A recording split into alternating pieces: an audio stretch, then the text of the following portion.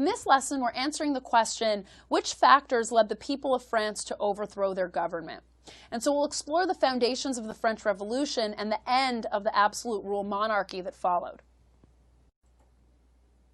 So our goal today is to learn about the French Revolution. In order to do that, we first need to be able to explain the class inequalities in France before the Revolution. We also need to be able to identify the causes of the Revolution, everything that kind of came together leading up to it.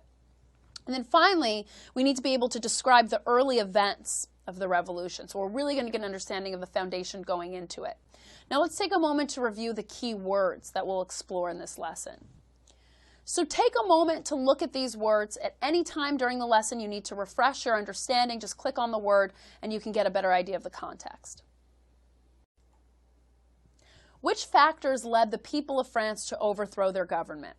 Well, there were a number of factors that led to the start of the French Revolution, including frustration with absolute rule under the old regime. So we want to just remember that absolute rule is taking place in France at this time.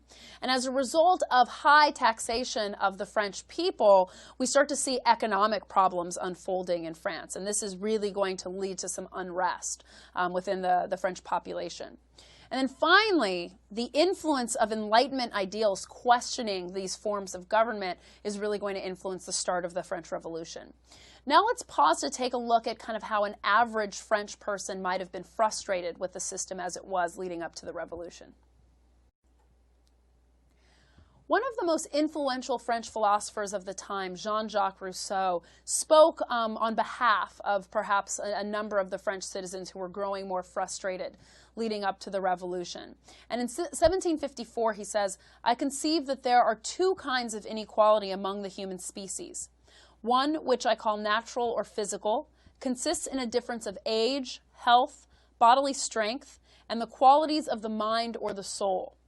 And another, which may be called moral or political inequality, because it is authorized by the consent of men. This latter consists of the different privileges which some men enjoy to the prejudice of others, such as that of being more rich, more honored, more powerful, or even in a position to exact obedience." Now let's take a look at some of the language he uses here. He says that there are two kinds of inequality among the human species. And so at this time, we're seeing that people are starting to be more concerned with the rights of the common man. And so when he says the human species, he's referring to all humans, not just some. Now, he says that there are two different types of inequality. The latter is the inequality that he's most concerned with, this moral or political inequality, because he says this is what's authorized by the consent of men. He goes on to say that this inequality results in different privileges, being more rich, more honored, more powerful, or even in a position to exact obedience. And so this is kind of a direct reference to the problems of absolutism, of one man having that complete control. In this lesson, we're exploring the question, which factors led the people of France to overthrow their government? And based on what we just read from Rousseau, we know that many French citizens are starting to feel unrest at the start of the French Revolution, particularly because they're incensed by the way the old regime is governing. So let's spend some time kind of reviewing and talking about how absolute rule is brewing the start of the revolution. Now, one of the primary causes of the French Revolution is the frustration that a lot of French citizens have with the established old regime. Now, the old regime is the traditional political and social system of France. Under this regime, people belong to three estates, or social classes. And theoretically, representatives of the estates are supposed to meet regularly in a national assembly that was called the EstatesGeneral. But under absolute rule, there had not been a meeting of the EstatesGeneral leading up to the Revolution in over 150 years. And so, as a result, wealth and power is going to lay in the hands of just a few people. Now let's take a look at kind of how these EstatesGeneral, these different estates came together. Well, the EstatesGeneral is made up of these three estates. We've got the first estate, members of the clergy or high-ranking church officials. Then we've got the second estate, members of the aristocracy or high-ranking nobles. Now, the vast majority of the French citizenship lies in the third estate, everyone else. Now, as a result of this, we see that wealth and power is really concentrated, and privileges as a result of that are really concentrated in the hands of the few people that are in the first and the second estates. So let's take a moment to review the populations of each of these estates. The first estate, the clergy, is going to make up about 0.5% of the total French population. Now, the clergy, we remember, are these high-ranking church officials, and most of the French population at this time is Catholic. Now, even though there's a small percentage of a Protestant minority in France, it's the Catholic Church that's really wielding all of this power, and they're even going so far as to authorize persecution against these religious minorities in the country. The first estate is also wielding a heavy tax called a tithe from all of the churchgoers. Now, this is not optional, and it actually results in about 10% of the income of all of the French citizens. Now, the church itself is paying very little in taxes, and so the result of accumulating all of this wealth from the tithes is going to lead to a lot of money and power and wealth for this first estate. Now, many members of the first estate were also members of the second estate. They were nobles that were appointed by the king to this position of power. And so they have this access to the king, and they have this really strong sense of power being part of both the first and the second estate. Now, the second estate makes up the aristocracy. Now, if we remember, the aristocracy are those high-ranking nobles that actually find themselves in the highest level of power just under the king in all of French society. They have more power and privileges than any other estate, and they're making up about 2% of the population. Now, they are controlling most of the wealth in the country because of their land owning, but also because they're not having to pay most taxes. They were not expected to take part in any business or trade. They were just wealthy, high-ranking members of French society. Now, the combination of the first and the second estate makes up just about 2% of the French population. The vast majority lie in the third estate, the peasants. Now, the third estate is making up 98% of the French population. They're living in mostly rural areas, mostly working as farmers. They're not getting a lot of education, and they're not having any access to any power or wealth. Now, they're paying the highest of all of the taxes. So any money that they're generating is going straight to the church or to the king, and as a result, they're going to have the lowest social status and the least amount of political power.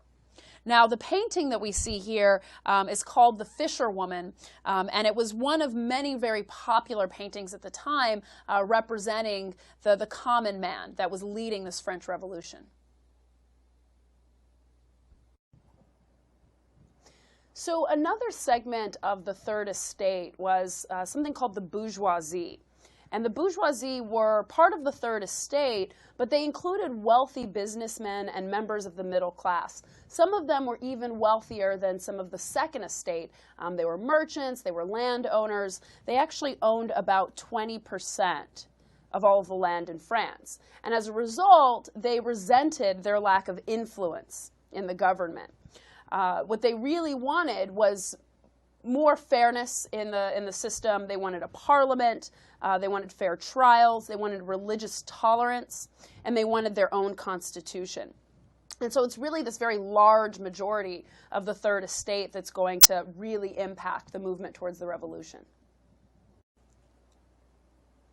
So in looking at the question, which factors led the people of France to overthrow their government, we know that people were unhappy with the old regime, which placed the vast majority of the French people in that third estate with limited power and wealth.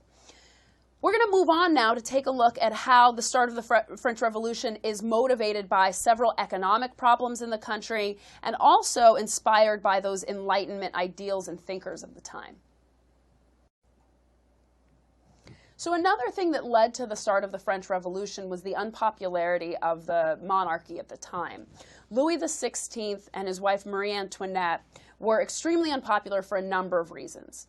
One, they were seen as weak rulers. They did not have the strength in ruling the government the way Louis XIV, Louis XVI's grandfather did, that absolute ruler that built the palace at Versailles and really centralized the French government under absolute rule. They also failed to support government reform. Despite the growing kind of movement of the French people towards reforming the government, they didn't want to have anything to do with that. They even went so far as to kind of ignore that movement of the people around them, and they continued to spend lavishly as the common people around them were suffering. They were spending enormous amounts of money on clothing, jewelry, expensive hobbies like hunting. They even went so far as to spend enormous amounts of French money supporting the American Revolution. Now, France is supporting the United States during its war for independence, not necessarily because they necessarily believe in the ideals of what the Americans are fighting for, but because they are longtime enemies of Britain and they want to support any fight against Britain. Now, this support is going to increase France's national debt. And so we know that the French government is taxing the French people at a very high rate, and so this is going to force a lot more French people into more and more debt themselves. The French soldiers that went over to America to fight in support of this war for independence actually ended up kind of biting them in the long run, because these French soldiers come back with the proof that a powerful king could be defeated by the people. And so they're spreading these ideas as they come back to France. And then finally, with the signing of the Declaration of Independence, we see the French people inspired by these new ideas about the rights of the people. Now, a lot of the Enlightenment ideals actually were based in France, and so the combination of the unpopularity of Louis XVI and Marie Antoinette, the unpopularity of the support financially for the American Revolution, and the soldiers coming back with all of these new ideas about their own revolution, combined with some of the Enlightenment ideology that's coming out of France at the time. So three of the big French Enlightenment thinkers were Rousseau, Montesquieu, and Voltaire. And if we remember Rousseau, that primary source that we examined at the beginning of this lesson, he talked about equality for all people, particularly the common man. Montesquieu was the person who wrote about the division of power, dividing power between different branches to promote liberty and justice, this kind of idea of the separation of powers. What they really wanted to see was something similar to what we see in England, the constitutional monarchy, a divide of power between the monarchy and a parliament. And then finally, Voltaire came up with these ideas that the church should have no political power, this idea of a separation of church and state. Now, none of these thinkers supported a revolution, but it's important to note that their ideas end up supporting the movement towards revolution and encourage political reform. So by 1789, France finds itself in an economic crisis that's going to set off this chain of events that leads to a revolution. And so it begins with bad harvests, leading to a decrease in crops. Bread prices start to skyrocket. This causes widespread famine, and as a result, riots break out. Now, despite the fact that people are starving, there's a very high national debt as a result of wars, the lavish spending by the monarchy, and so taxes are raised, causing more discontent.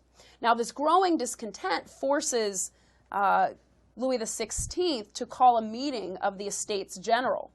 Now, this is something that theoretically should be happening regularly. The EstatesGeneral is supposed to be a representative body, but if we remember, it hadn't been called in over 150 years.